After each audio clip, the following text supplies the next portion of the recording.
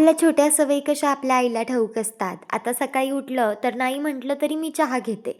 मग तिने मला चहा दिला, मग मी तिला तसं ताट बनवून दिलं. त्याआधी मला म्हणते, की "नाश्ता करून घे, पोटात भर घालून घे आणि मग लाग काय कामाला लागायचंय ते."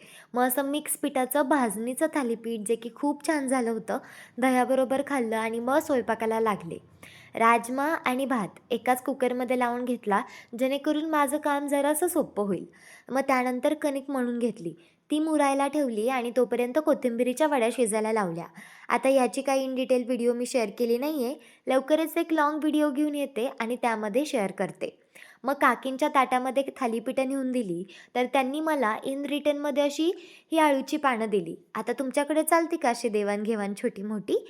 आता हे अळूचं फतफदं. अळूच्या वड्या बनवल्या नव्हत्या, कारण मी कोथिंबिरीच्या वड्या ऑलरेडी बनवल्या होत्या. म्हणूनच मी ह्या फतफद्यांचा घाट घातला, जे की खूप ऑथेंटिक आणि खूप चविष्ट, अगदी पौष्टिक रेसिपी आहे. ह्याचा व्हिडिओ मी शेअर केला आहे. माझ्या आयकॉनच्या खाली जो छोटा त्रिकोण दिसतोय, तिथं जाऊन चेकआउट करा. आता राहिला राजमा. मग त्यासाठी आधी कढईमध्ये जिरे मोहरीची तडका टाकून घेतला, हिंग टाकलं आणि लसूण, खोबरं, आल्याचं वाटण टाकून वरतून कांदा, टोमॅटो भाजून घेतला.